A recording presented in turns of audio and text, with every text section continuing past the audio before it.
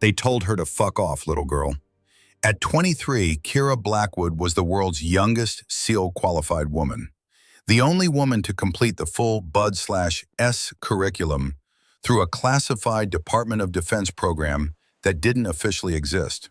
A ghost in the machine of naval special warfare, proving a point the Navy wasn't sure it wanted proven. But the 3 instructors who kicked her down a flight of stairs at the Naval Special Warfare Center in Coronado didn't care about her record. They didn't care about the 18 months of hell she'd endured in Nevada's Black Site training facility. They didn't care that she'd survived Hell Week with a stress fracture in her foot, or that she'd completed the Maritime Operations course faster than half the men in her cohort. They cared about one thing: making an example. They failed. But before we get to the stairs, before the blood and the rage and the reckoning that followed, you need to understand how a 23-year-old woman became the ghost that haunted the most elite fighting force in the world. You need to understand what she was walking into that morning in January 2025 when she stepped through the gates of Coronado with her father's trident pin hidden in her pocket and a target painted on her back she couldn't see but could feel with every step. The checkpoint guards saw her before she saw him. Male, mid-40s, weathered face that had seen 1,000 faces just like hers. Young and eager and completely unprepared for what waited inside those gates. Except her face wasn't like the others. It was calm, no nerves dancing in her eyes, no hesitation in her stride. Just a woman in Navy fatigues carrying a regulation duffel bag, walking toward him like she'd done this 1,000 times before. "ID," he said, hand already extended. She handed it over without a word. No smile, no greeting, just the card between her fingers and the kind of silence that felt deliberate. He scanned it once, frowned, scanned it again. His eyes flicked from the card to her face, back to the card. The ID was real, he could see that much. The holographic seal, the embedded chip, the photograph that matched the woman standing in front of him. But the clearance code at the bottom made him pause. "This says SEAL qualification," he said slowly, like the words didn't quite fit together in his mouth. "There's got to be some mistake." "No mistake." Her voice was flat. Not defensive, not argumentative, just fact. "Ma'am, I'm going to need to verify this with..." She pulled a folded paper from her jacket pocket, handed it to him without breaking eye contact. He unfolded it, his frown deepening with each line he read. Department of Defense letterhead. Special Access Program Authorization. Orders directing Petty Officer First Class Kira Blackwood to report to Naval Special Warfare Advanced Training Course, effective immediately, signed by a Rear Admiral whose name the guard recognized and whose authority he wasn't about to question. The guard looked at her one more time. Really looked. She was maybe 5'7", 140 pounds if he was being generous. Blonde hair pulled back in a tight bun. Face that belonged on a college campus, not a SEAL compound. But her eyes, Christ, her eyes didn't match the rest of her. They were older, harder, the kind of eyes that had already seen things and decided not to look away. "First time at Coronado?" he asked, softer now. "First time official." He didn't ask what that meant, just handed back her ID and orders, stepped aside and waved her through. As she walked past, he almost said something, almost warned her. But what would he say? That the men inside didn't want her there? She already knew that. That some of them would do more than just ignore her? She knew that too.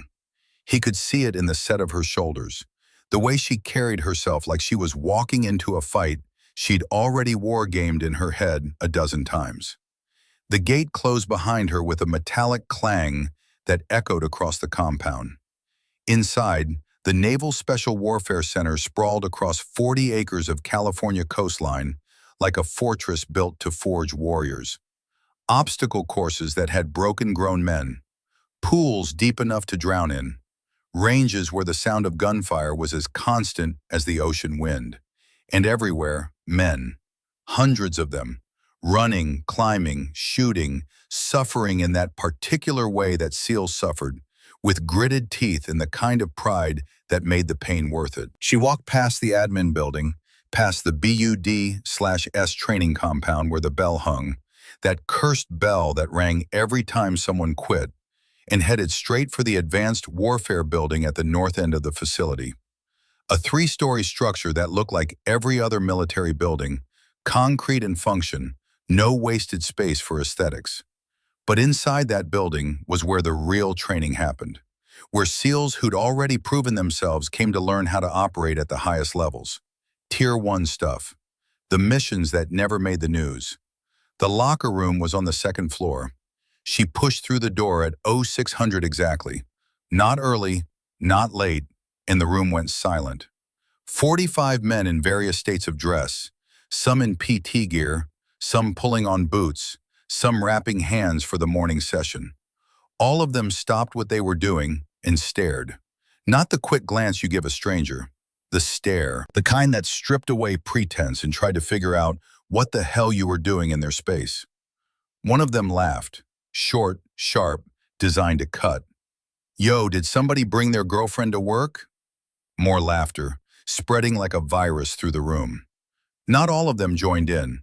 Some just watched, measuring her reaction, waiting to see if she'd blush or stammer or make some mistake they could seize on. She didn't even look in the direction of the voice, just walked down the center aisle between the rows of lockers, boots hitting the tile floor with steady, unhurried rhythm until she reached locker number 7. Her locker. The one that had been assigned to her when her orders were processed 3 days ago. She dropped her duffel, spun the combination lock, and popped it open. Inside, someone had already been there. Not to vandalize, not to leave some crude message or stupid prank, just to leave a reminder. A small rectangular box, military issue, the kind they gave you when they handed over a loved one's personal effects. She knew what was inside before she opened it, but she opened it anyway. Because some things you had to see to believe, even when you already knew. The trident pin gleamed under the fluorescent lights. Gold, about 3 inches wide, an eagle clutching a pistol in one talon, a trident in the other, an anchor behind it. The pin every SEAL earned when they graduated BUD/S. The pin her father had worn on his uniform for 15 years before an IED in Mosul turned him into a memory and a folded flag. She'd placed it in this locker herself yesterday during her preliminary check-in. Placed it there because carrying it felt too heavy, but leaving it at home felt like abandoning him. Now it sat in her palm, still warm from the locker, and for just a second, she let herself remember. 15 years old, standing in Arlington National Cemetery, rain pounding down on the rows of white headstones, while a chaplain said words that meant nothing and everything at the same time. Her mother hadn't come. Couldn't handle it, she'd said. Couldn't watch them lower him into the ground like he was just another casualty in a war that had already taken too much. So Kira stood alone, uniform sharp, spine straight, and when the honor guard fired their rifles into the gray sky, she didn't flinch. She'd saluted the casket as they lowered it, whispered 5 words that became a promise. I'll finish what you started. Now, 10 years later, standing in a locker room full of men who thought she didn't belong, she closed her fingers around the trident and felt the edges bite into her palm. Touching. The voice came from behind her. Male, mid-30s, dripping with the kind of sarcasm that comes easy when you've never had to prove yourself to anyone who mattered. She turned. 3 men stood there, evenly spaced like they'd positioned themselves for maximum intimidation. The one in the middle was tall, 6'2" maybe, with the kind of build that came from years of lifting heavy and hitting hard. Buzz cut, square jaw, tattoo sleeve running down his left arm. His eyes were cold. Not mean, just empty, like he'd already decided she wasn't worth the energy of real emotion. Instructor Ramsey, he said, not offering a hand. That's your dad's?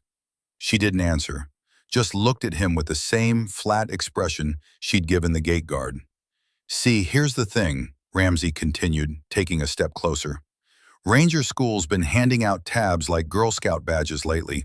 Heard the Navy's doing the same thing now. That true? The man to his left, shorter but wider, built like a fire hydrant with a crew cut and a scar running through his left eyebrow, smirked. I heard they lowered the standards, made it all nice and inclusive. Instructor Merrick, Ramsey said, jerking his thumb toward the shorter man. Then toward the third, a lean, wiry guy with a runner's build and eyes that never stopped moving. Instructor Steele, we run this program, and we have one rule: don't waste our time. Kira closed the locker, locked it, turned to face them fully. I'm not here to waste time, she said. Good, Ramsey said. Then you won't mind proving you belong. First drill's in 20 minutes. Baseline endurance assessment. 4-mile run on the beach, full combat load. Then a 2-mile ocean swim. Then the O course. Fail any component, you're out. I know the drill. Do you? Steele said, his voice softer than the others but somehow more dangerous. Because the last woman who tried this program quit on day 2, and she was a marathon runner. What are you? Kira looked at each of them in turn, took her time, let the silence stretch just long enough to make it uncomfortable. Better, she said. Then she walked past them, shoulder brushing Ramsey's as she headed for the door. Didn't look back. Didn't need to. She could feel their eyes on her, could feel the shift in the room's energy, the way 45 men suddenly leaned forward just a little, sensing blood in the water. She pushed through the door and into the hallway, and that's when she saw him, standing at the end of the corridor, silhouetted against the window that looked out over the Pacific, was an older man, 62 maybe, with gray hair cut military short and a face that looked like it had been carved from granite and left out in the weather to age. He wore fatigues with no rank insignia, just a small name tape that read, Hewitt. He was watching her, not the way the others had watched, not with judgment or curiosity or that predatory interest that made her skin crawl. Just watching, assessing, like he was solving an equation in his head, and she was one of the variables. Their eyes met for exactly 3 seconds. Then he nodded once, a small, almost imperceptible dip of his chin. Not approval, not encouragement, just acknowledgement. And then he turned and walked away, boots silent on the tile despite his size. Kira stood there for a moment, processing. She'd been briefed on the instructors, knew their names and service records. Ramsey, Merrick, Steele, all former Marines with combat deployments and training certifications that looked impressive on paper, but meant nothing if the men wearing them were assholes. But Hewitt, she hadn't been briefed on Hewitt. She filed it away, kept walking. The baseline assessment started at 0630 exactly. 48 candidates lined up on the beach, the Pacific stretching out gray and infinite behind them.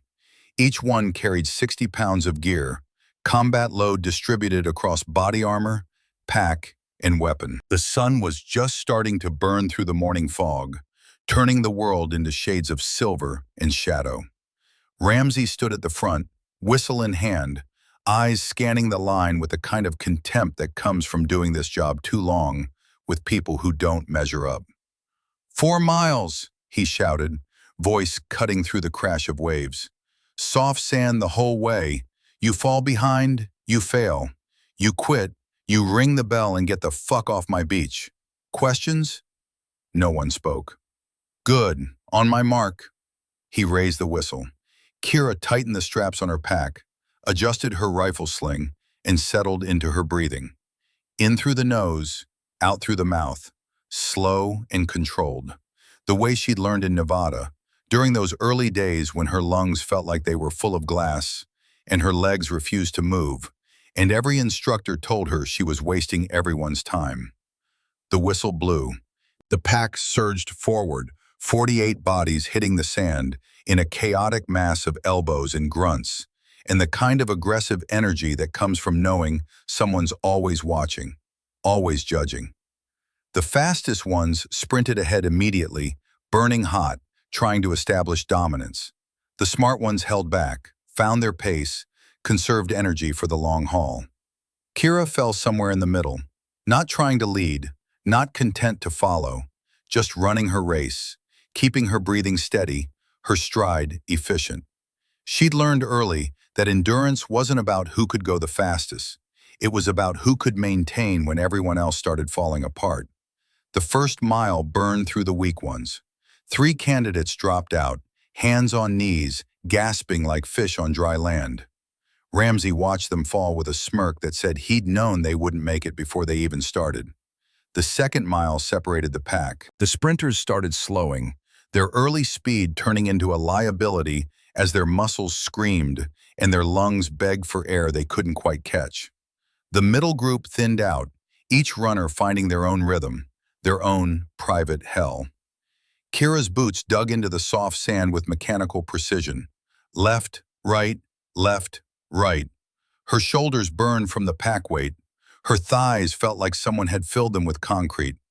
But her breathing stayed even, controlled, because pain was just information, data her body was sending to her brain, and she'd learned how to file it away, acknowledge it, and keep moving anyway. Mile 3 was where she started passing people. Not sprinting, not showboating, just maintaining her pace while others slowed. One by one, she glided past them, and each time she did, she could feel their eyes on her back, could hear the shift in their breathing, that little hitch that said they couldn't believe what they were seeing. A woman passing them, with the same pack, the same weight, on the same sand. Mile 4, she crossed the finish line in the middle of the pack. 23rd out of 48. Not first, not last, exactly where she wanted to be. She dropped her pack, pulled off her rifle, and stood there breathing while the rest of the field straggled in. Some collapsed immediately, hands on knees, gasping. Others walked it off, trying to look like it hadn't hurt, failing miserably. A few more rang the bell. The sound echoed across the beach, each chime a small death, an admission that they weren't good enough. Ramsey walked the line, checking times on his stopwatch. When he got to Kira, he stopped, looked at his watch, looked at her. His expression didn't change, but something flickered behind his eyes. Not respect, not even acknowledgement, just recalculation. "Blackwood," he said. "Yes, instructor." "That's your best time?" "No, instructor." "Then why didn't you run faster?" She met his eyes. "Didn't need to." His jaw tightened. For just a second, she thought he might say something else. Push back. Find some way to twist her answer into insubordination. But he didn't. Just moved on to the next candidate, leaving her standing there with sand in her boots and the Pacific wind cutting through her soaked fatigues. The ocean swim was worse. 2 miles in open water, no wetsuit, just fatigues and boots, and the kind of cold that made your bones ache, and your brain fog, and your body beg you to stop. The current fought them the whole way, pulling them south while they tried to swim north, turning a 2-mile swim into 3 miles of actual distance covered. Kira had always hated the water, not feared it. Fear was something you could work through, train away, overcome with repetition and exposure. This was different. This was a deep, cellular-level hatred for the way water filled your ears and your nose and turned breathing into a luxury instead of a right. Every stroke was a negotiation with drowning. Every breath, a small victory. But she swam anyway, slow and steady, freestyle with her head barely above water, breathing every third stroke like they'd taught her. The first half mile, her arms felt strong. The second half mile, they started to burn. The third half mile, they felt like lead. The fourth, she stopped feeling them altogether, just watched them move like they belonged to someone else, someone who knew what they were doing. She finished 18th, crawled up onto the beach, coughing salt water, body shaking from cold and exhaustion. Lay there for exactly 30 seconds, then stood up and walked to the staging area for the obstacle course. Some of the men watched her with something that might have been respect, others with suspicion, like they were waiting for her to reveal the trick, the shortcut, the proof that she hadn't really done what they just watched her do. Steele stood at the base of the O course, clipboard in hand. "Blackwood?" he called. She walked over, still dripping, still shaking. "You know this course?" "I've run versions of it." "Not this version. This course has ended careers, broken bones, sent good men home in casts." He looked her up and down with clinical detachment. "You should sit this one out. You've already proved your point." She knew what he was doing, offering her an out, a way to save face, to step back before she embarrassed herself, before she failed in front of everyone and confirmed what they all already believed. "I'm running it," she said. He smiled, not friendly, just satisfied, like she'd given him exactly what he wanted. "Your funeral." The obstacle course was a quarter-mile of engineered suffering. Rope climbs, wall vaults, monkey bars, a cargo net that swayed in the wind, a balance beam 2 feet wide and 30 feet off the ground. Each obstacle designed to find your weakness and exploit it. Upper body strength, balance, grip endurance, fear of heights, all of it compressed into 15 minutes of controlled chaos. Kira approached the first obstacle, a 12-foot wall, took 3 running steps and launched herself upward. Her hands caught the top edge, boots scrabbling against smooth wood, arms pulling her weight up and over. She dropped down the other side, absorbed the impact with her knees, kept moving. Rope climb next. 30 feet of thick manila rope, no knots, just friction and grip strength, and the will to keep pulling when your arms turn to rubber. She wrapped her boots around the rope the way they taught her in Nevada, used her legs to push as much as her arms to pull, and climbed. Hand over hand, steady rhythm, eyes on the bell at the top. Slapped it. Descended controlled, no sliding, no burning her palms to shreds. Monkey bars stretched out in front of her, 40 feet of steel rungs spaced just far enough apart to make it hurt. Her hands were already torn from the rope, already slick with salt water and blood, from where blisters had formed and popped during the swim. She grabbed the first bar anyway, swung. Her shoulders screamed. Her grip felt loose, uncertain. But she held on, swung to the next bar, the next, finding a rhythm that kept her moving forward, even when her hands begged her to let go. Halfway across, she felt her left hand slip, caught herself with her right, hung there for a second, one-armed, body swinging like a pendulum, 40 pairs of eyes watching, waiting for her to fall. She didn't. Brought her left hand back up, grabbed the bar, kept going. Finished the monkey bars with shredded palms and shoulders that felt like they'd been dislocated and shoved back into place. But she finished. The cargo net was last, 40 feet high, rope woven into diamonds big enough to put your foot through, the whole thing swaying with every movement.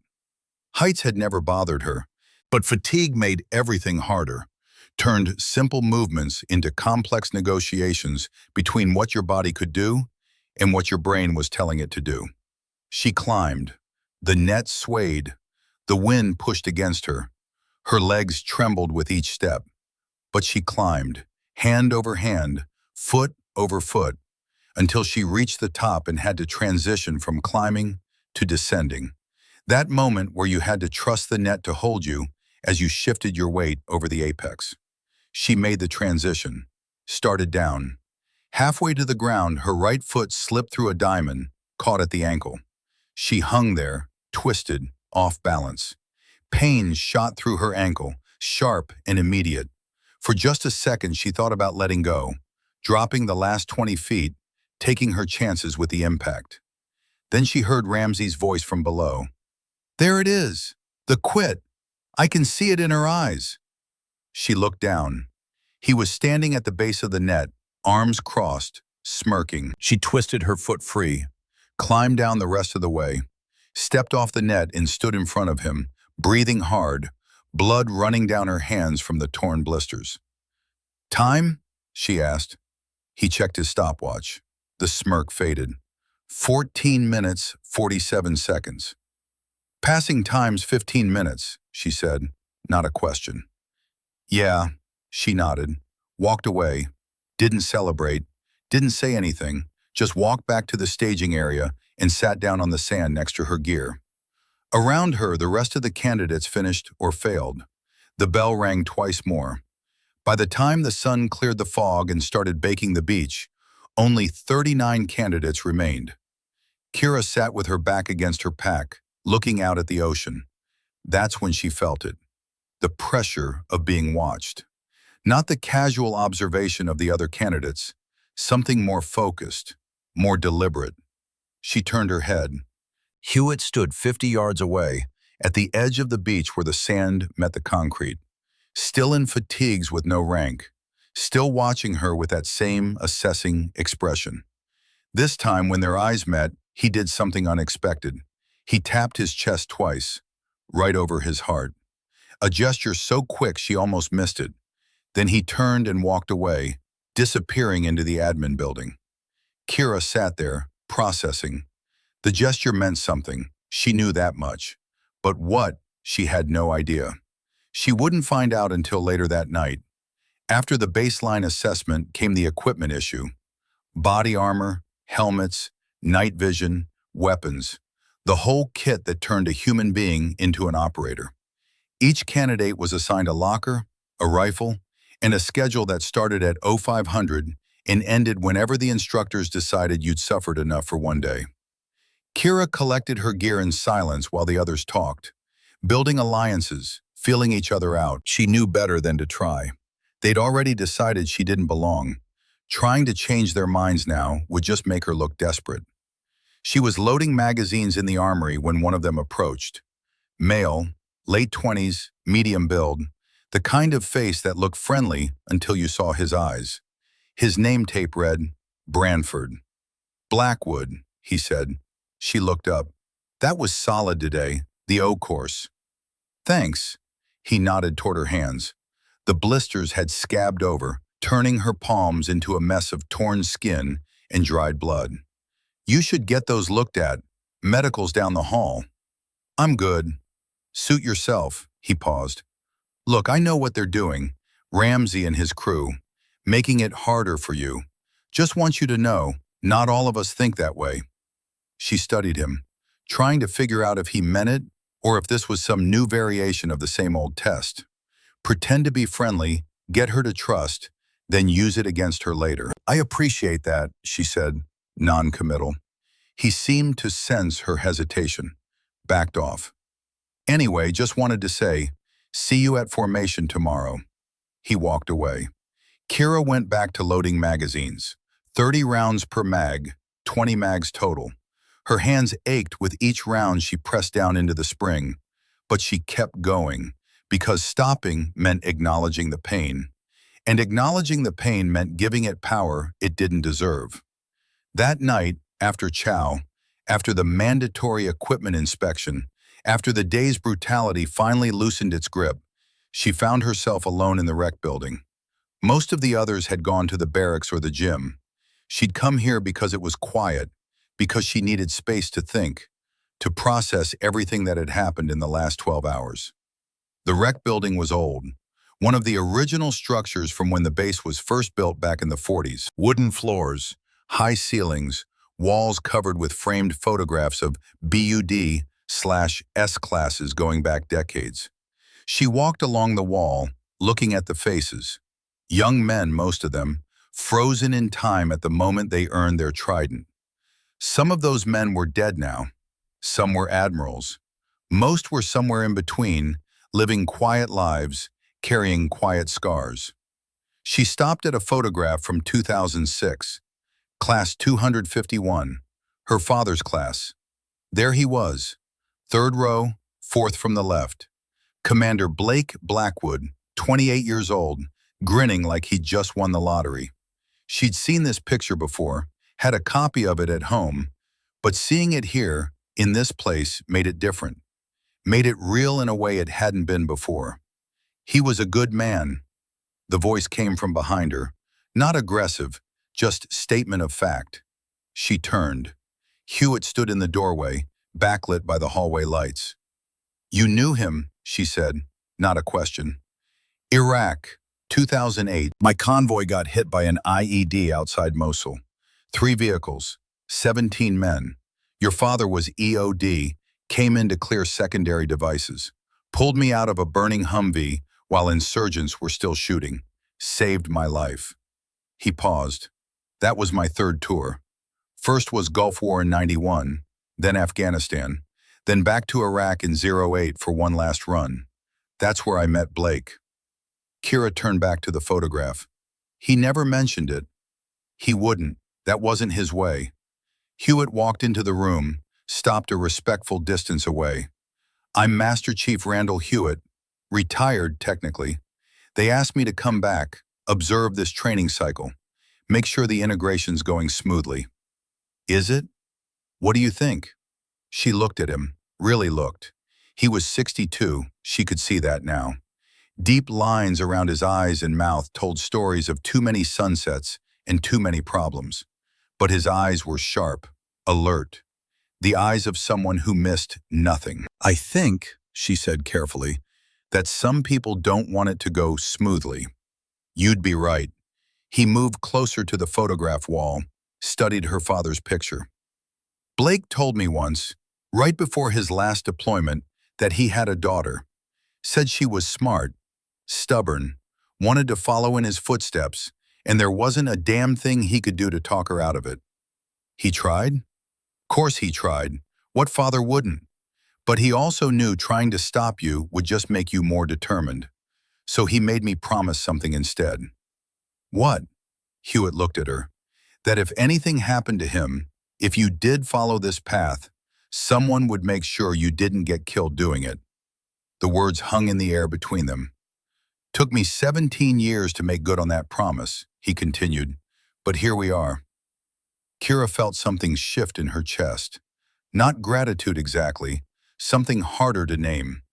The knowledge that she wasn't as alone as she'd thought, that someone was watching who actually wanted her to succeed. The note in my locker, she said, that was you. He nodded. They're planning something, she said. I know. Are you going to stop them? Can't, not directly. I'm here to observe, not interfere. The moment I step in, they'll cry favoritism, say you couldn't make it without special treatment. Everything you've accomplished gets questioned. He crossed his arms. But I can give you something they can't take away. What's that? Information and time to prepare. He reached into his jacket, pulled out a folded piece of paper, handed it to her. She unfolded it. 3 names written in neat block letters. Colt Ramsey, Travis Merrick, Jackson Steele. Under each name, a brief service record, deployments, commendations, and at the bottom, in smaller print, disciplinary actions that had been buried or explained away. Ramsey, conduct unbecoming, 2019. Allegations of assault against female Marine officer during joint training. Case dismissed due to insufficient evidence. Merrick, Article 15, 2020. Inappropriate physical contact with junior enlisted. Reduced in rank, reassigned. Steele, formal complaint 2021. Hostile work environment created for female personnel. No action taken. Kira read it twice. Where did you get this? I have friends, people who owe me favors. He paused. Point is, this isn't about you. Not really. It's about them. They're fighting against change they can't stop, and you're just the face they put on it. So what do? You survive. You document everything. And when they make their move, and they will, you make sure you're ready. She folded the paper, slipped it into her pocket. Why are you helping me? Hewitt turned toward the door, then stopped. Your father pulled me out of a fire. I'm returning the favor. The difference is, you're the one who's going to have to do the pulling. He walked out, leaving her alone with the photographs and the weight of what he just handed her. Kira stood there for a long time, looking at her father's face. 28 years old, full of life, unaware that in 9 years, he'd be dead. That his daughter would be standing in this exact spot, trying to honor a promise she'd made over his grave. She touched the photograph. Just once. A gesture so small, no one else would have noticed. "I'm still here, Dad," she whispered. "Still fighting." Then she turned and walked out, back to the barracks, back to the war she'd chosen. Tomorrow would bring new tests, new pain, new opportunities for them to break her. But tonight, for the first time since she'd walked through those gates, she didn't feel alone. And that, she was learning, made all the difference. Week 2 started with water.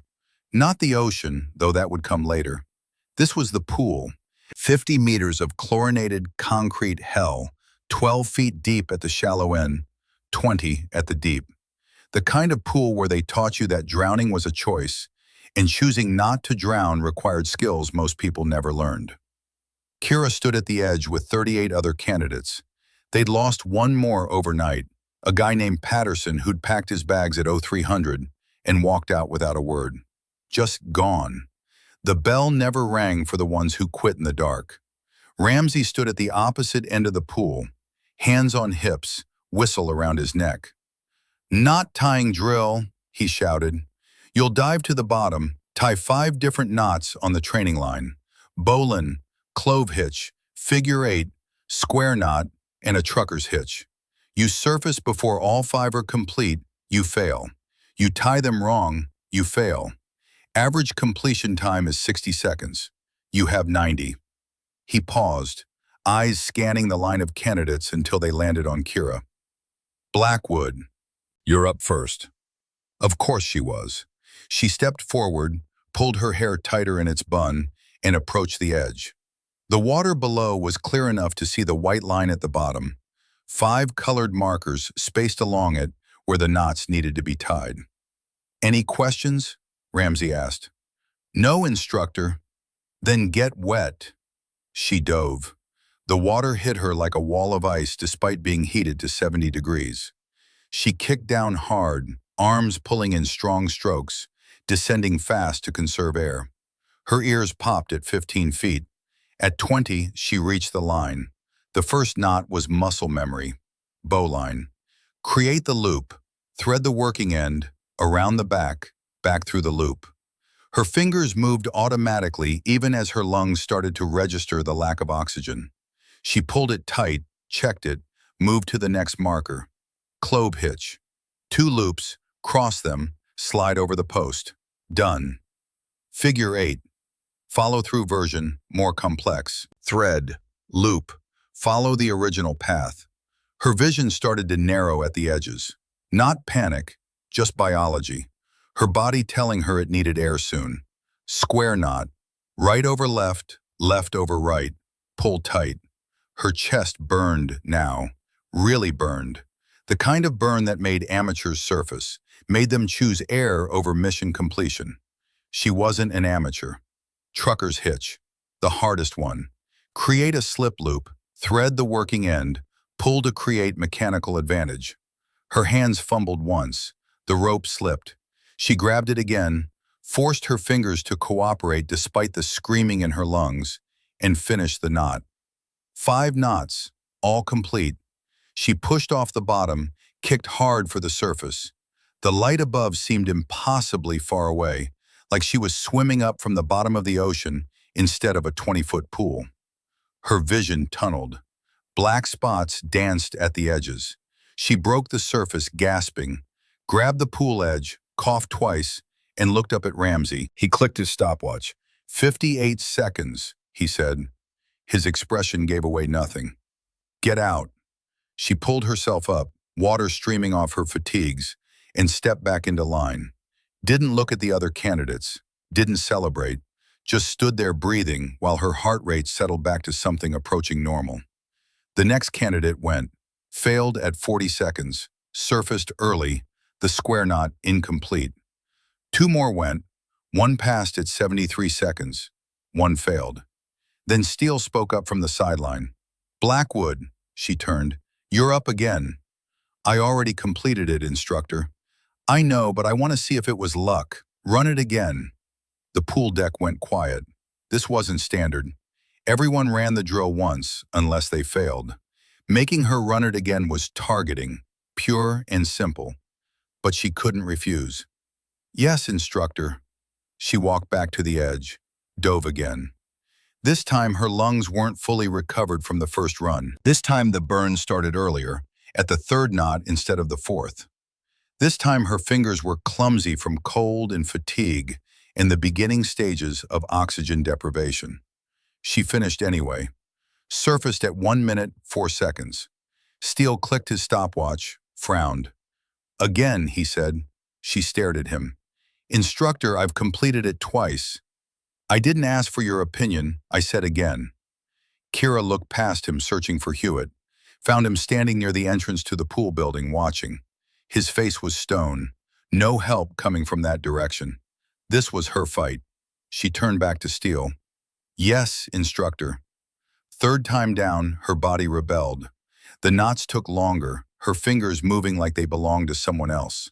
The burn in her chest turned into claws tearing at her from the inside. She finished the fifth knot and her vision went gray. She pushed off anyway. Halfway to the surface, she almost blacked out. Almost let the water take her. Almost gave them the satisfaction of having to pull her unconscious body from the pool. Almost. She surfaced at 1 minute, 18 seconds, grabbed the edge, vomited chlorinated water onto the pool deck, pulled herself out anyway, and stood there swaying, the world spinning, while Steele looked at his stopwatch with something that might have been disappointment. Adequate, he said. Get back in line. She did. The drill continued for another hour. By the end, 4 more candidates had failed out. The bell rang 4 times, each chime echoing across the compound like a death knell. Kira stood in line with soaked fatigues and lungs that felt like they'd been scrubbed with steel wool, watching the others struggle through the same hell she just endured 3 times over. This was week 2, day 1. It was going to get worse. That night, Branford found her in the chow hall. She was sitting alone like always, pushing food around her tray more than eating it. Her stomach was still unsettled from the pool, from swallowing half the water in it during her 3rd run. He set his tray down across from her. Mind if I sit? She looked up. Free country. He sat, started eating. Didn't say anything for a full minute, just worked through his food with the methodical efficiency of someone who'd learned to fuel his body, whether he wanted to or not. Finally, 3 runs on the knot drill. That's not normal. I noticed. You should report it. She shook her head. Report what? That an instructor made me repeat a drill? That's not against regulations. 3 times in a row is harassment. Prove it. She stabbed at her potatoes. It's my word against his, and his word carries rank. Branford was quiet for a moment. They're going to keep pushing. You know that, right? Keep finding ways to break you down without technically crossing the line. I know. So what are you going to do? She looked at him. Really looked. He seemed sincere. But she'd thought that before about people, and she'd been wrong. I'm going to keep showing up, she said. Keep completing the drills. Keep proving I belong here until they run out of ways to say, I don't. And if they don't run out, then I'll outlast them. He nodded slowly. You're stubborn, I'll give you that. Stubbornness is all I've got.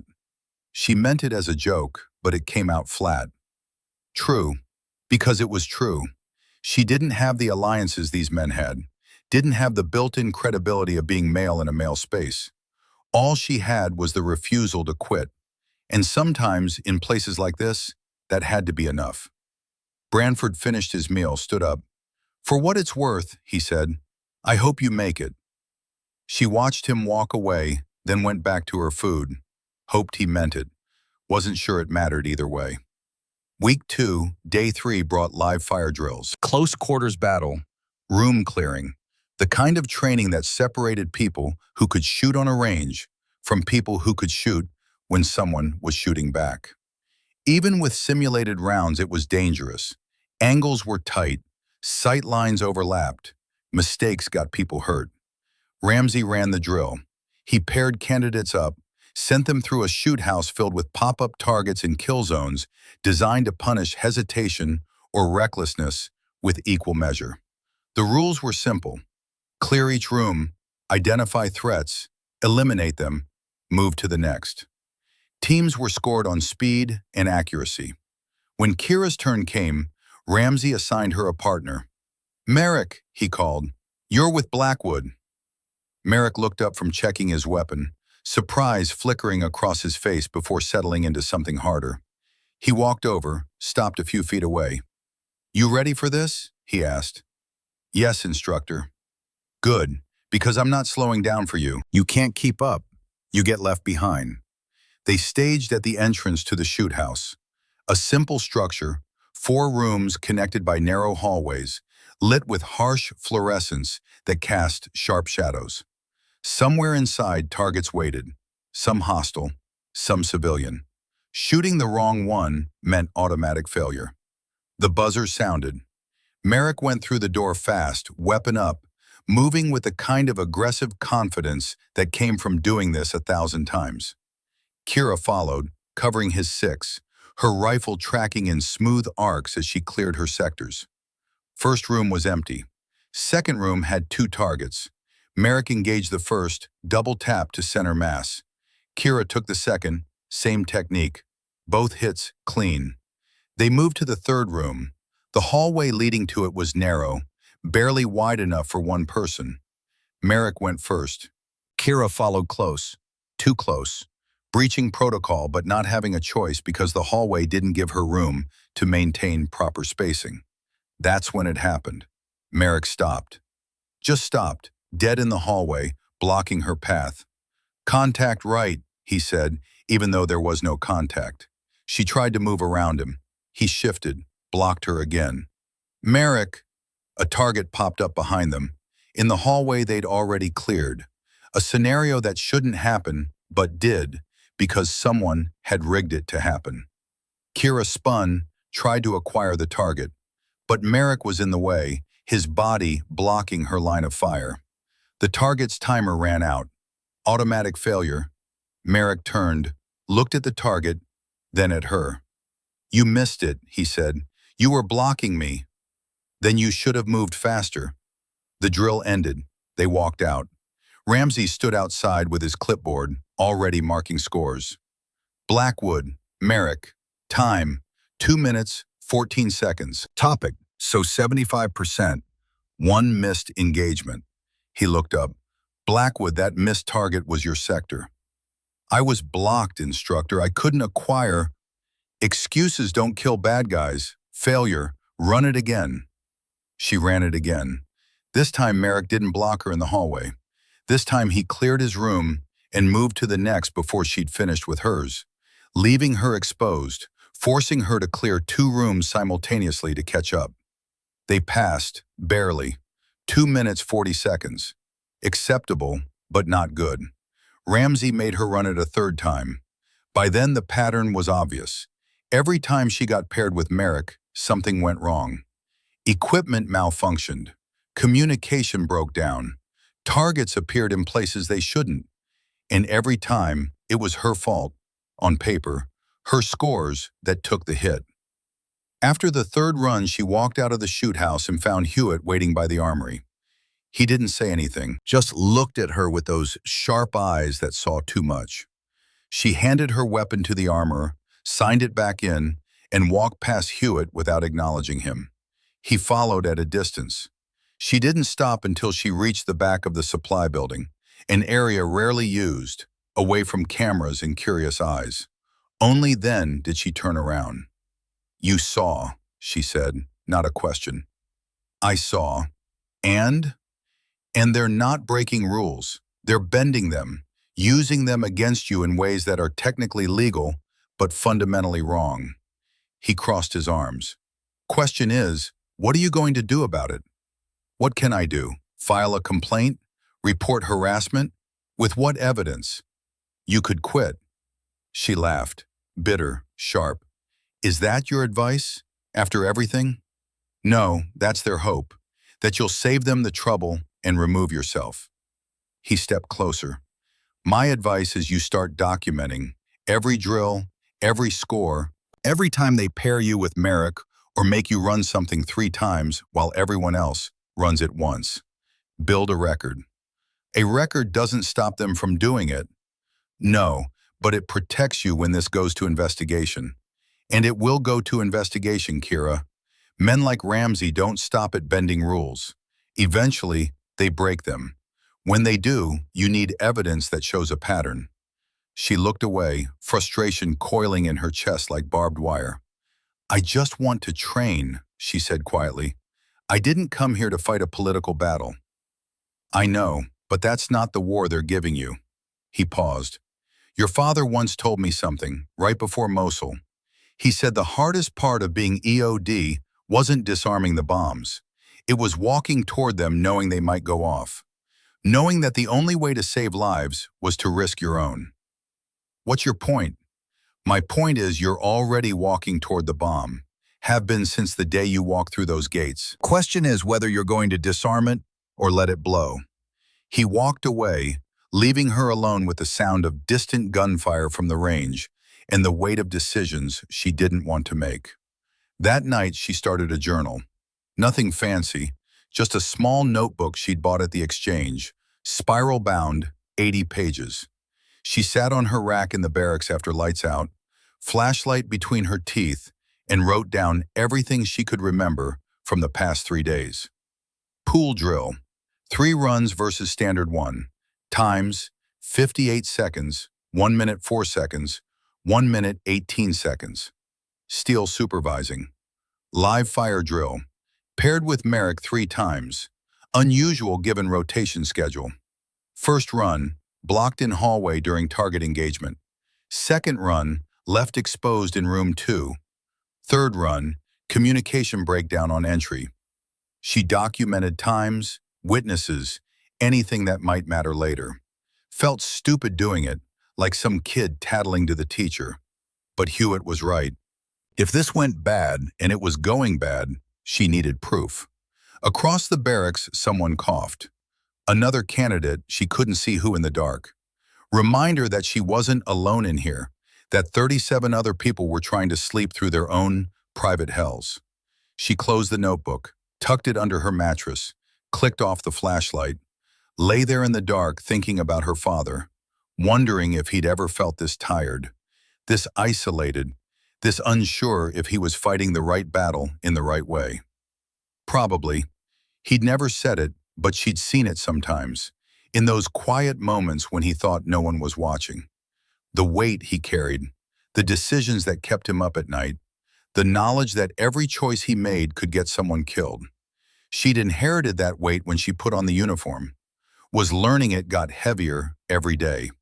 Week 2, day 5 was SEER training, survival, evasion, resistance, escape. The acronym that made grown men nervous and candidates quit before it even started. 3 days in the field, hunted by instructors playing enemy forces, with the promise that if you got caught, the real education began. They loaded onto trucks at 0400, drove 2 hours north into the mountains. When they stopped, they were in the middle of nowhere, nothing but pine trees in granite and the kind of silence that made you aware of your own heartbeat. Ramsey stood at the front of the formation. Rules are simple, he said. You have 72 hours to evade capture and reach the extraction point 20 miles north. You'll be hunted, you will be cold, you will be hungry, most of you will be caught. He paused, eyes finding Kira in the formation. When you're caught, the real training starts.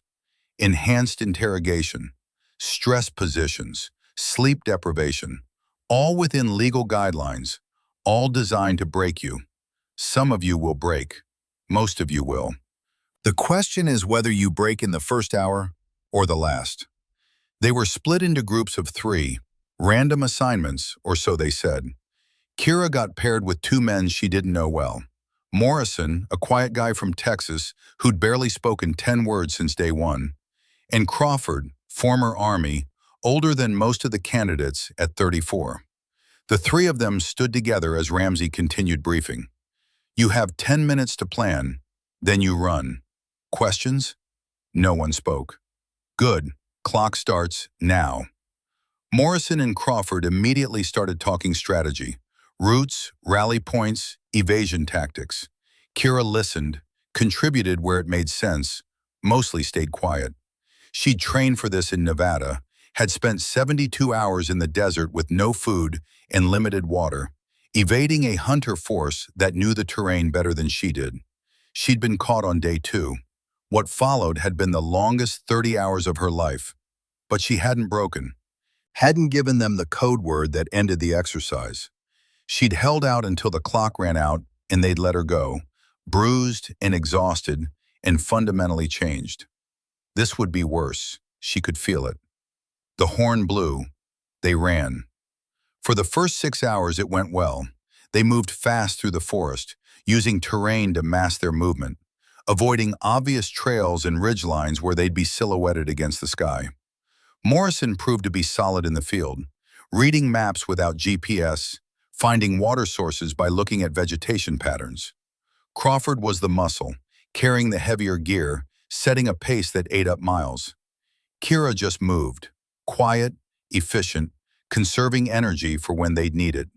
They made 12 miles by nightfall, found a position on the north slope of a hill, tucked under deadfall, and settled in to wait for dark before moving again. That's when they heard the dogs. Not real dogs. Recording played over loudspeakers hidden in the forest, designed to create psychological pressure. The sound of barking echoing through the trees, getting closer, making you think you were about to be torn apart, even though you knew it was fake. Crawford looked at Kira. "We need to move, now." They moved. Through the dark, using red lens flashlights that barely pushed back the blackness, they navigated by memory and instinct, and the desperate need to put distance between themselves and those sounds. They covered another 3 miles before Morrison stepped wrong. His ankle turned on loose rock. He went down hard, biting off a curse. "I'm good," he said, trying to stand. His face said otherwise. Crawford checked the ankle. "It's swelling. You're not walking on this." "I can manage." He couldn't.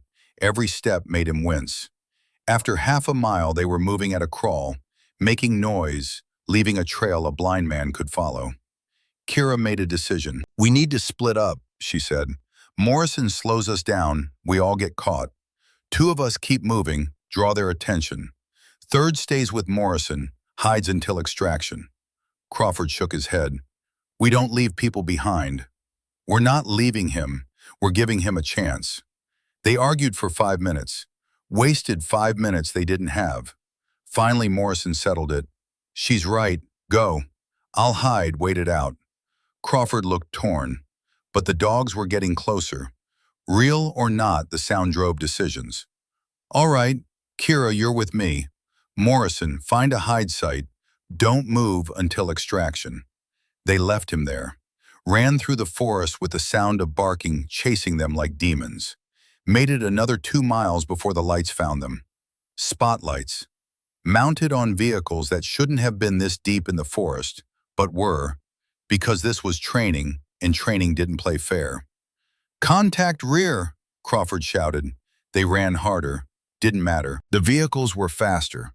Within minutes they were surrounded, instructors in full kit pointing rifles, ordering them to the ground.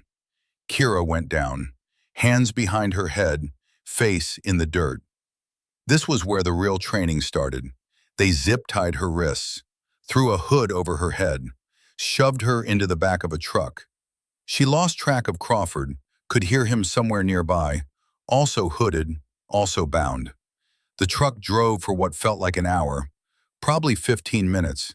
Time lost meaning under the hood. When they stopped, they pulled her out, marched her into a building. She could tell by the change in acoustics, the way sound bounced different off walls and trees.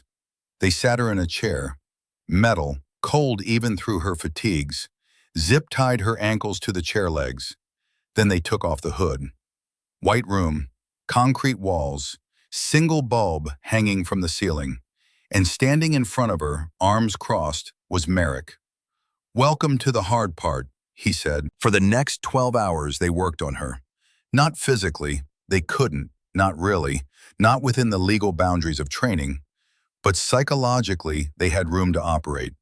White noise played through speakers, constant, unchanging, the kind of sound that burrowed into your skull and made thinking impossible. They left her zip-tied to the chair in a stress position, arms behind her back, shoulders screaming. Lights turned off, then on, then off again at random intervals, destroying her circadian rhythm, making sleep impossible even when exhaustion begged for it. Merrick came and went, sometimes asking questions, meaningless questions about fake intelligence she didn't have, sometimes just talking, his voice adding to the noise, creating layers of sound her brain couldn't process. "You know your father died screaming," he said during hour 3. IED hit his vehicle. He burned alive. Took him 4 minutes to die. 4 minutes of agony. She knew it was a lie. Knew his job was to break her down, find the cracks, exploit them. But knowing didn't make it easier. "Is that how you want to go?" he continued, screaming, alone, proving nothing to nobody. She focused on her breathing. In through the nose, out through the mouth. Count. 1, 2, 3, 4, 5, 6, 7, 8. The rhythm Hewitt had taught her became armor against the noise. Hour 4, Steele took over. He was quieter than Merrick, more clinical. He didn't insult or attack, just asked questions in a calm, rational voice that was somehow worse. "Why are you doing this, Kira? Really? Is it about your father? Proving something to his memory? Or is it about you? About needing to be special, different, better than everyone else?" She didn't answer, couldn't. Her throat was raw from the dry air being pumped into the room. "You know they're never going to accept you," Steele said. "Even if you graduate, even if you earn the trident, you'll always be the diversity hire," the political statement. The woman who only made it because the Navy needed good PR. 9, 10, 11, 12. Is that really worth it? Destroying yourself for people who will never respect you? She kept counting, kept breathing, made each breath a small victory. "You could end this right now. Say the code word. Walk out. No one would blame you. You've already proven more than most." 13, 14, 15. Hour 6, Ramsey entered.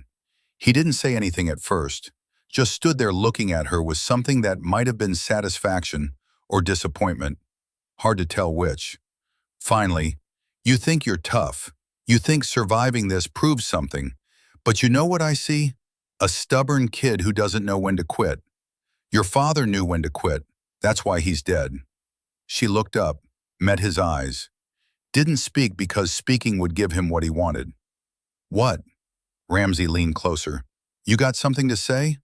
She did, had a lot to say, but she swallowed it all, kept it locked behind her teeth, and just stared at him with eyes that burned from exhaustion and hatred in equal measure. He smiled. "That's what I thought." They left her alone after that, just her and the white noise, in the stress position that made her shoulders feel like they were being torn from their sockets. She lost track of time. Could have been 1 hour, could have been 10. Her world narrowed to breathing and counting and holding on to consciousness by her fingernails. Somewhere in the darkness behind her eyes, she saw her father. Not a memory, not a hallucination, just a sense of him, standing there in his dress blues, looking at her the way he used to when she was young and had scraped her knee or failed a test or faced some small tragedy that felt enormous at the time. He didn't say anything, didn't need to. His presence was enough. She held on. When they finally came back, when Ramsey entered the room and saw her still conscious, still upright despite everything, his expression shifted. 12 hours, he said. Most people break at 4. Some make it to 8. 12 is rare. He cut the zip ties. She couldn't feel her hands, couldn't make her fingers work, just sat there as circulation returned in waves of agony. "You're done," Ramsey said. "For now." They took her outside. Dawn was breaking. She'd been in that room all night. Crawford was already there, sitting on the ground, looking wrecked. He'd broken at hour 7, she learned later, given them the code word, failed the exercise. Morrison never got caught, made it to extraction on his busted ankle through sheer stubbornness. Out of 37 candidates who started SEER, 19 made it through. Kira was one of them. They loaded back onto trucks for the ride back to Coronado. She sat in silence, body aching, mind numb, while the forest rolled past outside the truck's canvas cover. Branford sat across from her. "You okay?"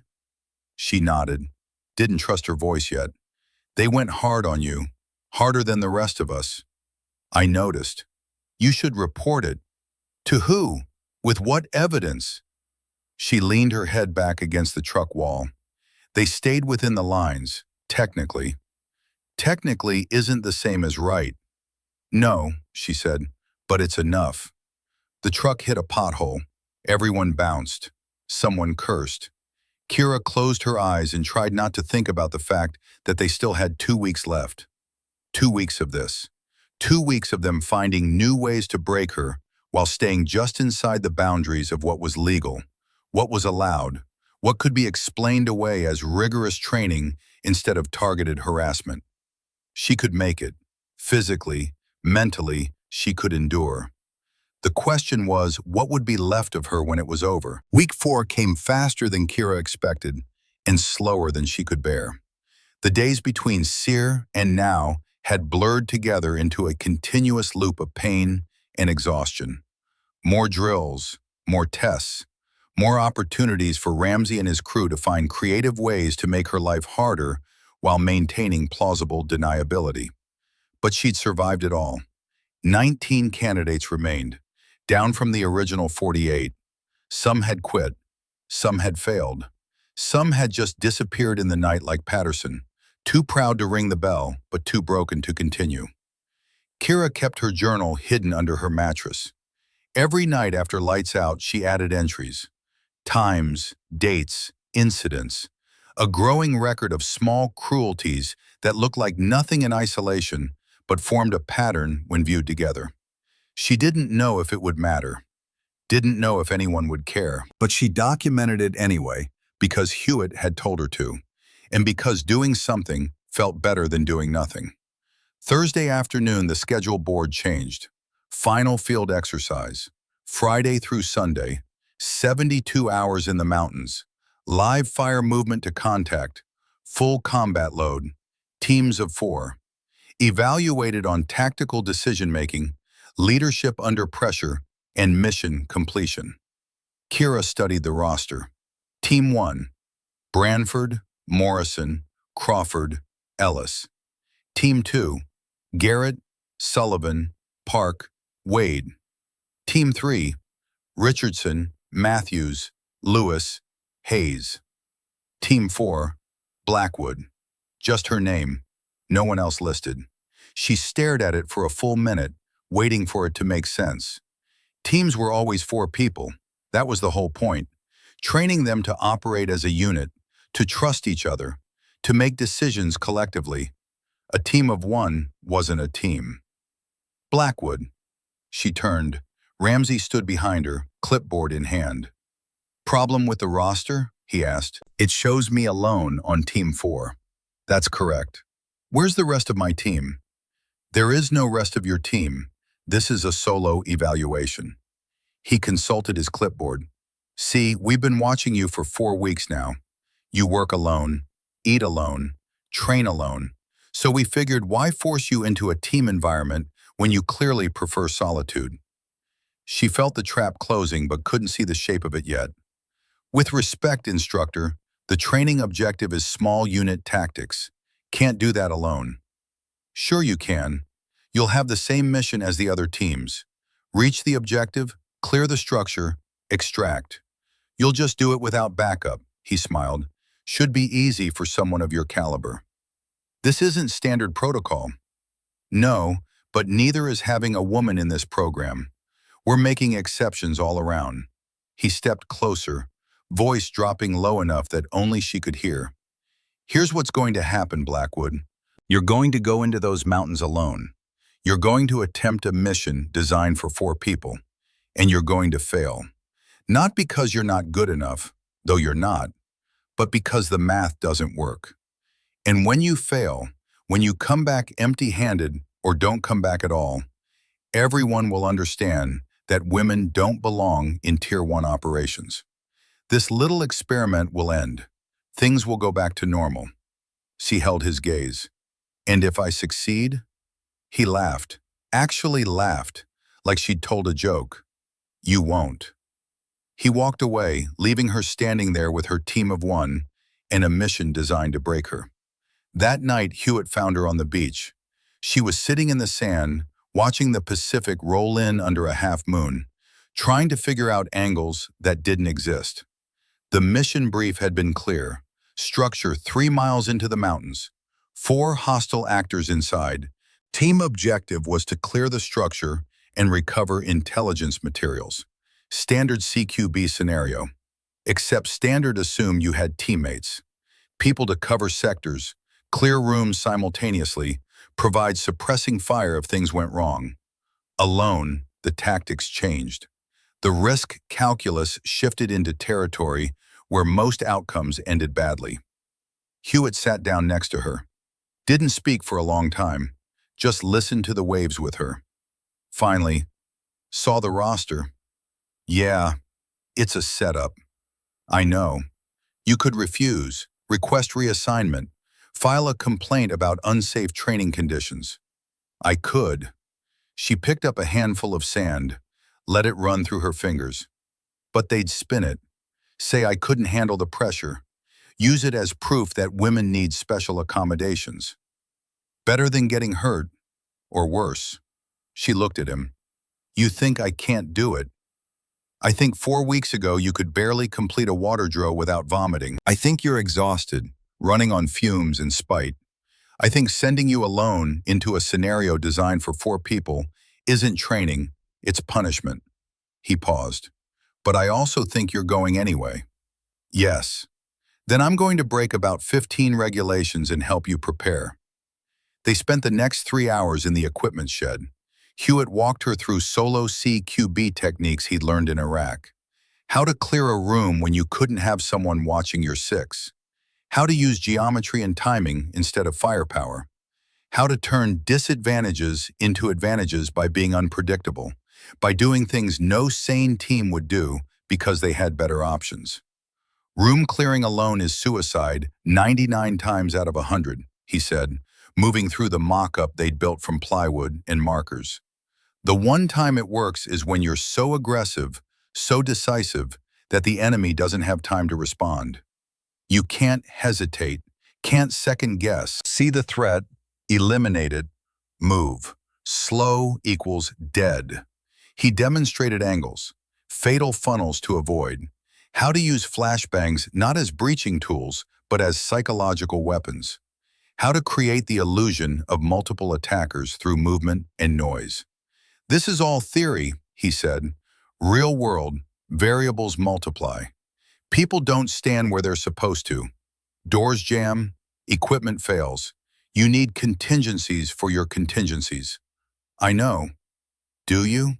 He stopped, faced her directly. Because what they're asking you to do isn't just dangerous. It's borderline criminal. I could stop this. One call to the base commander, explain the situation. No. Kira, no. She met his eyes. You said it yourself. The moment you intervene, everything I've done gets questioned. Every accomplishment gets an asterisk. I can't live with that. Can you live with failing? I'd rather fail on my own than succeed because someone else fought my battles. He studied her for a long moment, then nodded, slow and resigned. Your father said something similar once, right before Mosul. He turned back to the mock-up. Let's go again, and this time, faster. They drilled until midnight, room entries, target discrimination, emergency reloads, over and over until her muscle memory could execute without conscious thought. When they finally stopped, her hands were shaking from fatigue. Get some sleep, Hewitt said.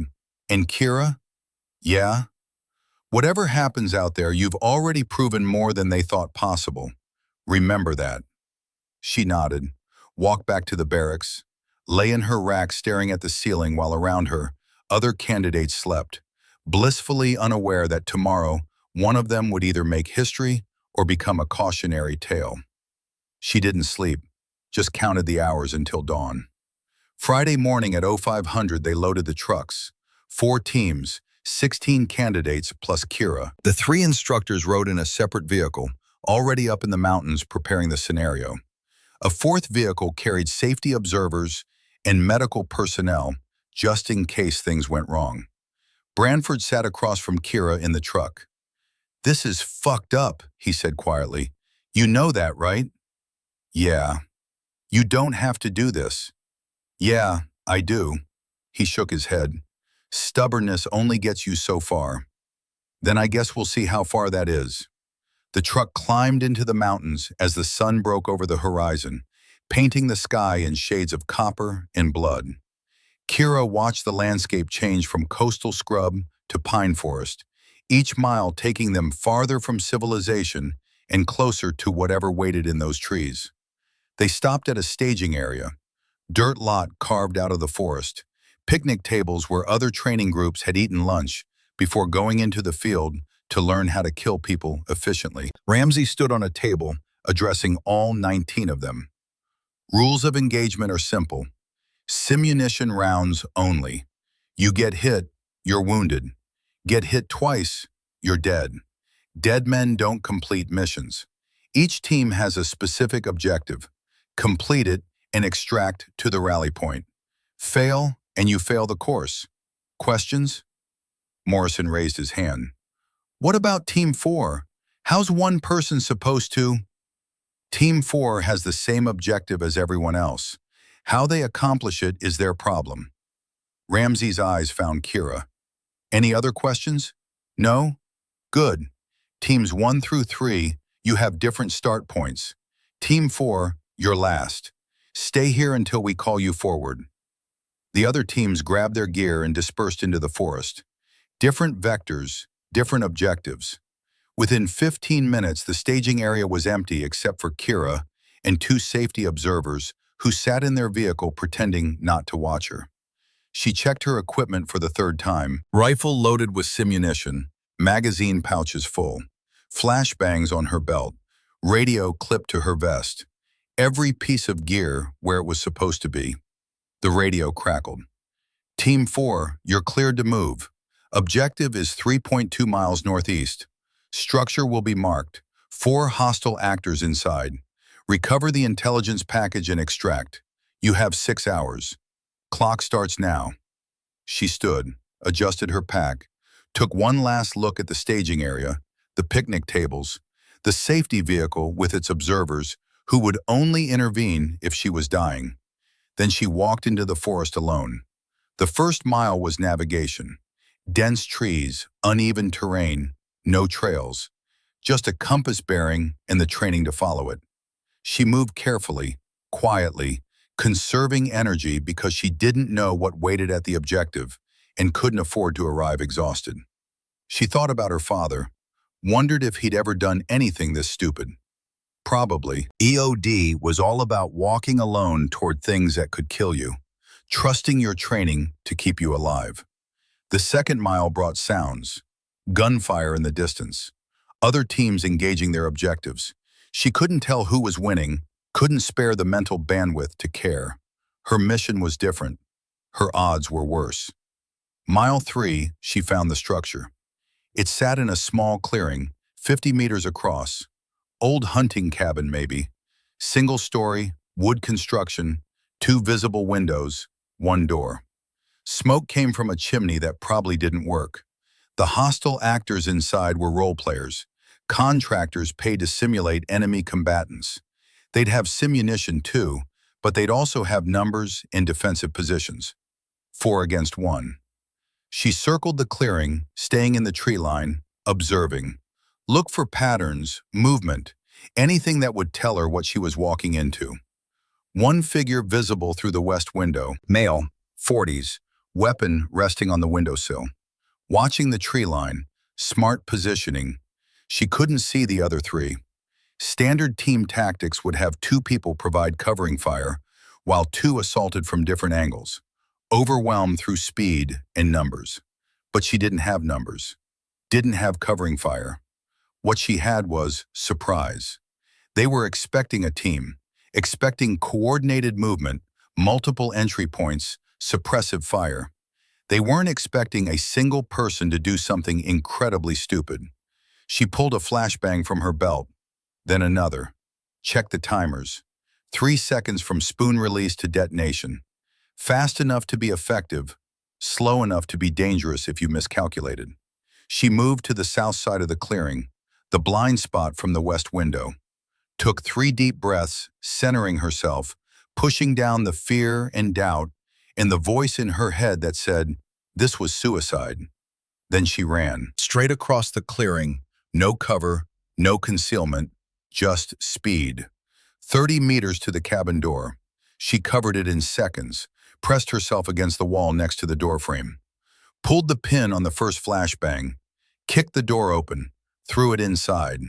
The explosion was deafening even through the walls.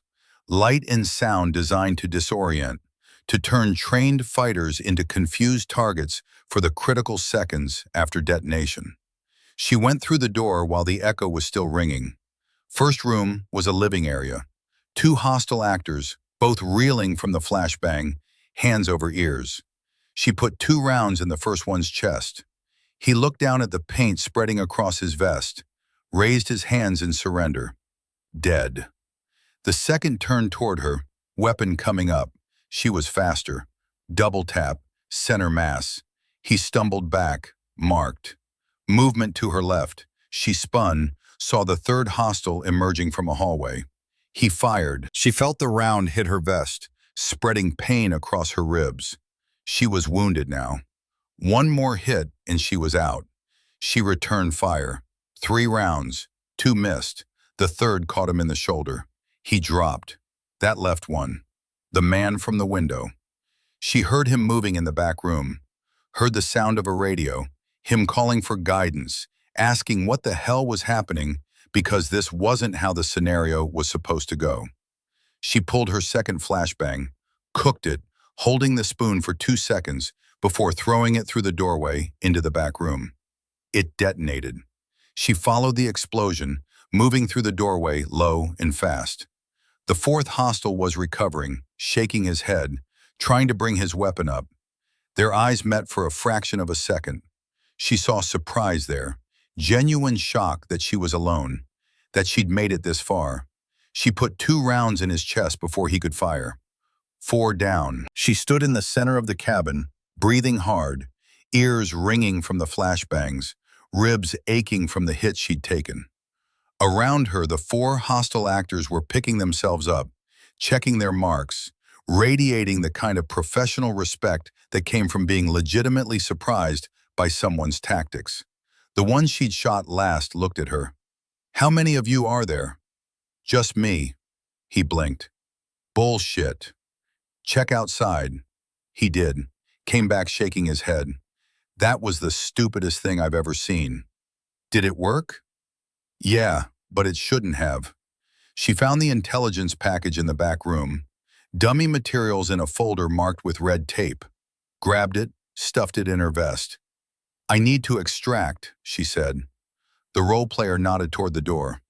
"Good luck." She walked out of the cabin and back into the forest. The extraction point was 2 miles south. She made it in 40 minutes, moving fast but careful, still tactical even though the fighting was done. Arrived to find the other 3 teams already there, sitting around looking tired and satisfied. They stopped talking when they saw her. Branford stood up. "You're bleeding." She looked down. Paint from the simunition round had spread across her vest, looked disturbingly like blood in the right light. "I'm fine. I got hit, but I completed the objective." "Alone?" "Alone." The safety observers were already on the radio, confirming her story with the role players at the cabin. She could hear the disbelief in their voices, the repeated questions, the need for verification that this had actually happened. Ramsey's vehicle pulled up 10 minutes later. He got out, walked over to where Kira stood with the intelligence package in her hand. His face was unreadable. Report, he said. Mission complete, instructor. 4 hostile actors neutralized. Intelligence recovered. 1 hit taken during engagement, but remained operational. Alone. Yes, instructor. He held out his hand. She gave him the package. He opened it, verified the contents, closed it again. How many flashbangs did you use? 2. And you breached the front door? Yes, instructor. That's suicide. It worked. Something flickered across his face. Not respect, not quite, but recalculation. Like he was running the math in his head and not liking the answer he kept getting. Get in the truck, he said. They drove back to Coronado in silence. Kira sat in the back, still wearing her gear, still carrying the adrenaline that hadn't found anywhere to go now that the fighting was done. Around her, the other candidates whispered, throwing glances her way when they thought she wasn't looking. She stared out the back of the truck at the forest rolling past and thought about nothing. When they arrived at the compound, Ramsey called formation. All 19 candidates lined up while he stood at the front with his clipboard and his expression that gave away nothing. Team evaluations, he said. Team 1, successful mission completion. Time, 2 hours, 14 minutes. Team 2, successful completion. Time, 1 hour, 53 minutes. Team 3, mission failure. Lost 2 team members during assault. Failed to recover intelligence. He paused. Team 4, successful completion.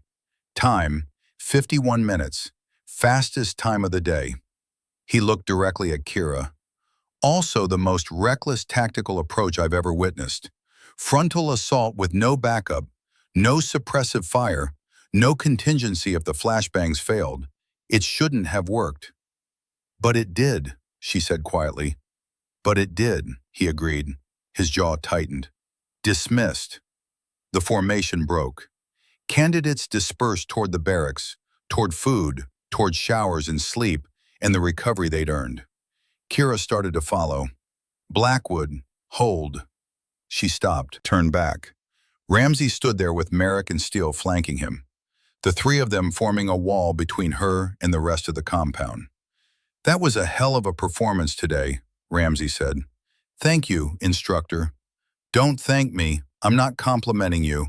I'm telling you that you got lucky. Luck runs out. I'll keep that in mind. Steele stepped forward. You think you proved something today? You didn't. You proved you're willing to take stupid risks. That doesn't make you a good operator. It makes you a liability. Noted. Merrick moved closer. Here's what's going to happen. Tomorrow's the final evaluation. 3 days of integrated operations. Teams working together. Command decisions under pressure. The kind of training where someone like you, someone who thinks they can do everything alone, tends to fail. I'll do my best, instructor. I'm sure you will. Ramsey's voice dropped lower. But your best isn't going to be good enough. Not this time. They walked away, leaving her standing there in the fading light. She watched them go, then headed toward the barracks. Found Hewitt waiting by the door. Heard about your run, he said. News travels fast. Fastest mission completion time in the program's history. Yeah, that tends to make the rounds. He studied her face. You look like hell. Feel worse. Good means you're still alive. He glanced toward where Ramsey had disappeared. They're going to come at you harder now, you know that. I know. And you're still going. Until they tell me I can't. He nodded slowly. Your father would have done the same thing. For better or worse, you're his daughter. Is that a compliment? It's an observation. He started to walk away, then stopped. Kira, whatever happens in the next 3 days, you've already done more than anyone expected. Remember that when things get dark. She watched him disappear into the admin building. Then she went inside, climbed into her rack, and tried to sleep. Tomorrow would bring the final evaluation, the last test, the end of this 4-week crucible that had ground down 48 candidates to 19. She closed her eyes and thought about stairs, about falling, about getting back up. The nightmare came that night like it always did. Her father's voice calling her name, the sound of an explosion, the smell of burning. She woke up at 0300, sweating, heart pounding, the phantom sound of his last transmission still echoing in her ears. Sat up in the dark barracks, listening to the breathing of 18 other candidates, and wondered how many of them carried ghosts like she did. Wondered if winning this fight was worth what it was costing her. Decided it was. Lay back down and forced herself to sleep for 2 more hours before the alarm pulled them all back into the war. Saturday morning, final evaluation, day 1. And somewhere in the hours ahead, 3 men were planning to make sure she never made it to day 4. The reckoning came on a Tuesday, not during training, not in front of cameras or witnesses, or anyone who could claim they saw what really happened. It came in the west stairwell of the Advanced Warfare building, the one with the flickering lights and the blind spot where the security camera's angle didn't quite reach. Kira was walking to her locker after the evening debrief when she heard footsteps behind her. 3 sets, moving with purpose. She knew before she turned around. Ramsey stood at the top of the stairs. Merrick and Steele flanked him, blocking the exit.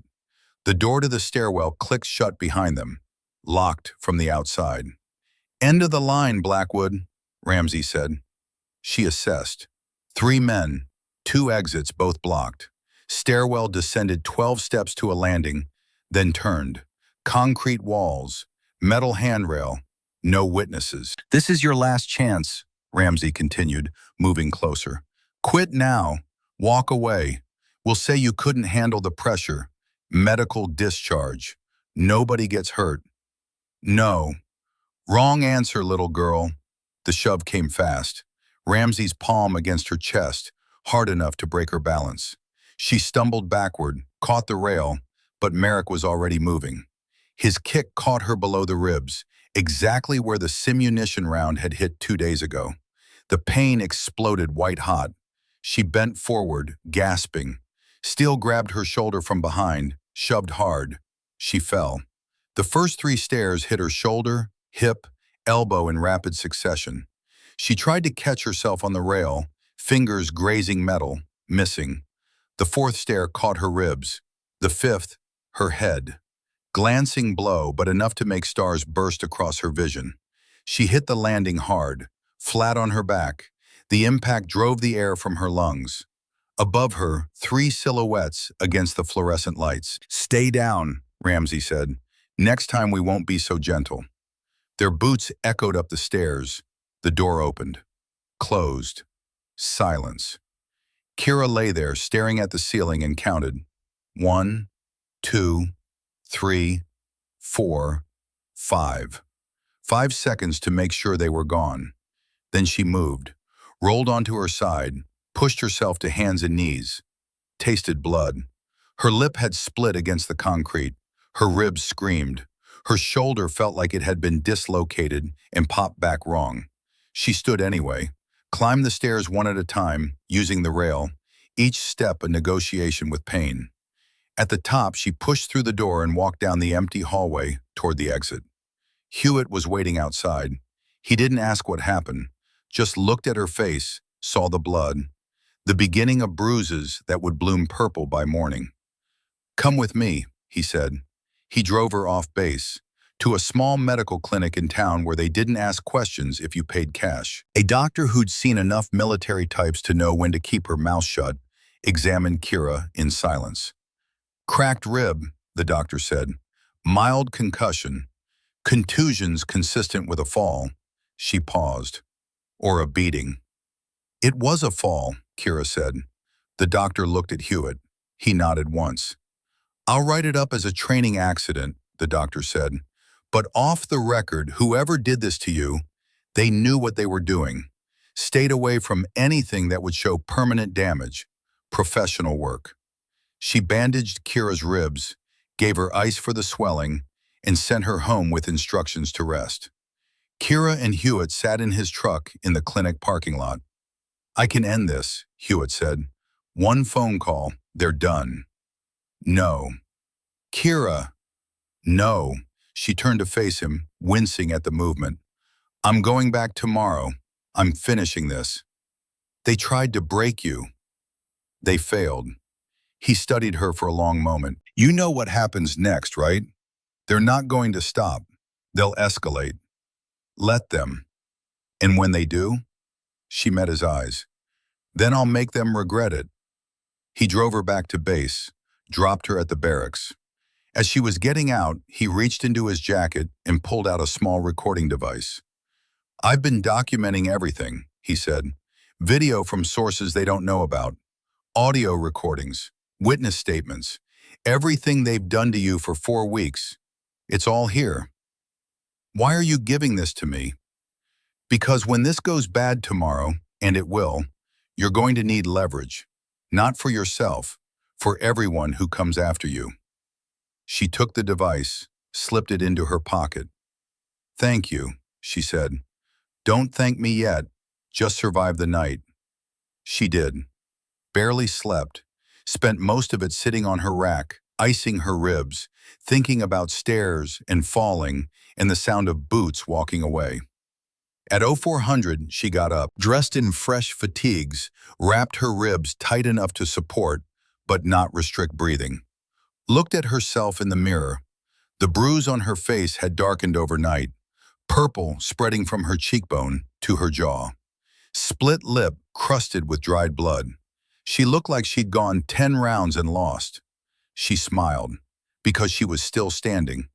At 0500, she walked into formation. Every head turned. The whispers started immediately. Ramsey saw her and his face went pale.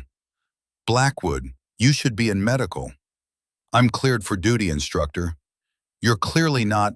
I said I'm cleared. The other candidates were watching now. Branford stepped forward. What the hell happened to you? Training accident, Kira said, voice carrying across the formation. I fell down the stairs. Ramsey's jaw tightened. That's right, she fell. Funny thing about falls, Kira continued, they teach you something. They teach you that the only direction left to go is up. She took her place in formation, stood at attention despite the pain radiating through her ribs.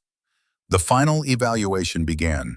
For 3 hours, they ran integrated drills, teams working together, command decisions under pressure. Kira performed flawlessly despite her injuries. Every task, every objective, executed with precision that bordered on rage. At noon, Ramsey called formation again. Blackwood, he said, hand-to-hand combat demonstration. You'll be partnered with all 3 of you, Kira interrupted. Silence. Excuse me? Ramsey said. I said all 3 of you. Ramsey, Merrick, Steele. 3-on-1, full contact, right here, right now. The compound went quiet. 19 candidates, a dozen instructors, all watching. That's not how this works, Ramsey said. Neither is kicking someone down the stairs. But here we are. Ramsey's face flushed red. You're out of line. Prove it, Kira stepped forward. You've been saying for 4 weeks I don't belong here. That women can't handle Tier 1 operations. So prove it. 3 trained instructors against 1 exhausted, injured woman. Should be easy, right?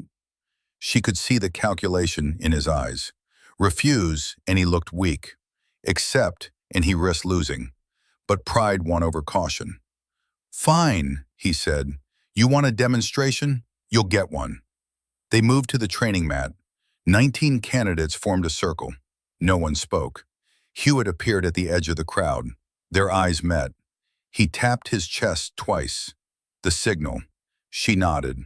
Ramsey, Merrick, and Steele stepped onto the mat. Kira followed. Rules are simple, Ramsey said. Contact until tap out or unconsciousness. You want to quit? Just say the word. No, Kira said. No tap outs, no quits. We finish this. She saw Merrick and Steele exchange glances. Uncertainty creeping in. The whistle blew. Ramsey came first.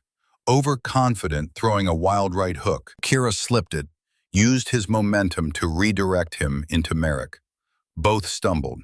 Steele circled left, tried to grab her from behind.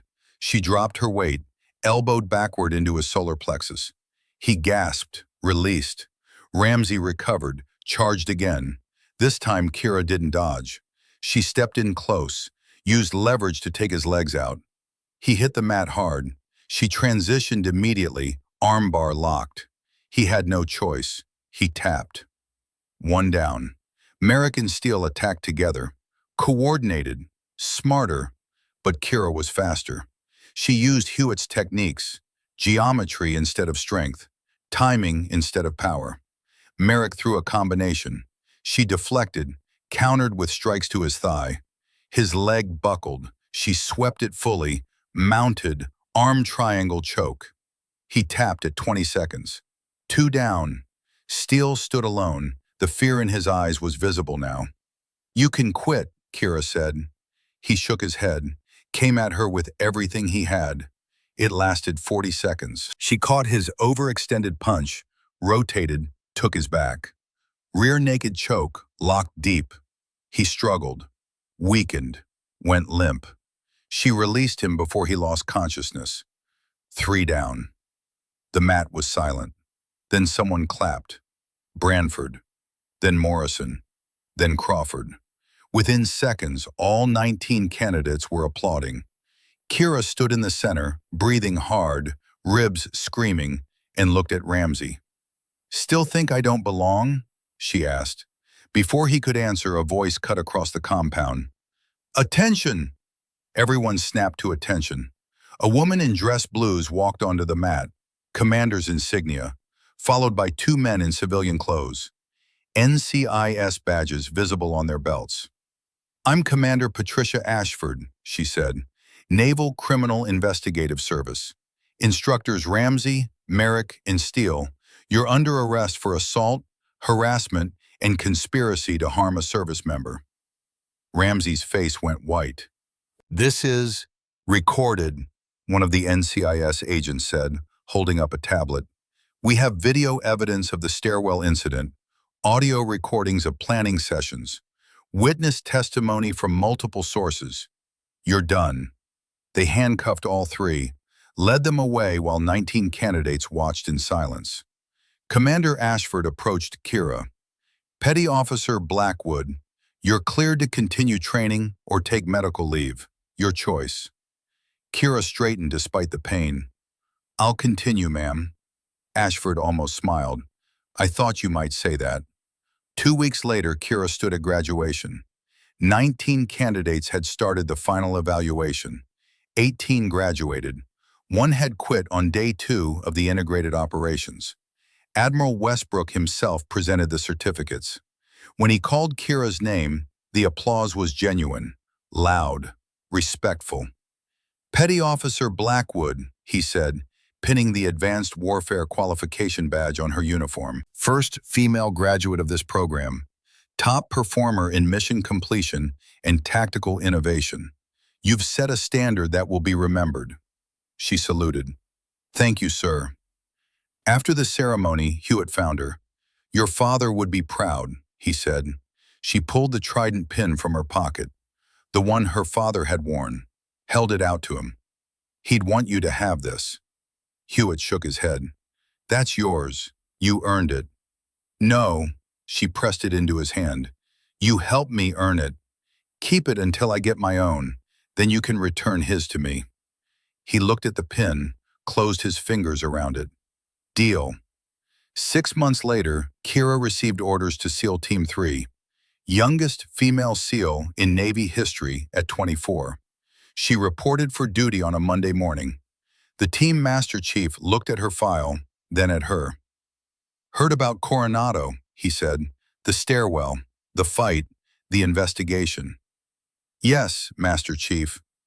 "Good, because here, we don't care what you are. We care what you can do. You prove you can operate at our level. You're one of us. You fail, you're gone. Clear?" "Crystal, Master Chief." He nodded. "Welcome to the teams, Blackwood." 3 years later, Master Chief Hewitt passed away peacefully in his sleep. Kira was on deployment when she got the news, flew home for the funeral. They buried him at Arlington with full honors. When they presented her with the flag, they also gave her a small box. Inside was her father's trident pin and a note in Hewitt's handwriting. "You earned your own. Time to return this to him. He's been waiting. R.H." Kira drove to her father's grave, placed the trident on his headstone next to her own. "We did it, Dad," she whispered. "Both of us." The wind carried her words away, and somewhere in the halls of Coronado, in the locker rooms and training compounds where the next generation of warriors learned to fight, Kira Blackwood's name was spoken with respect. Not as the woman who proved them wrong, but as the operator who proved that strength has nothing to do with size, gender, or what anyone else believes you can't do. The stairwell where she fell was renamed Blackwood Passage 3 years after her graduation. A plaque installed there reads, "The only direction after falling is up."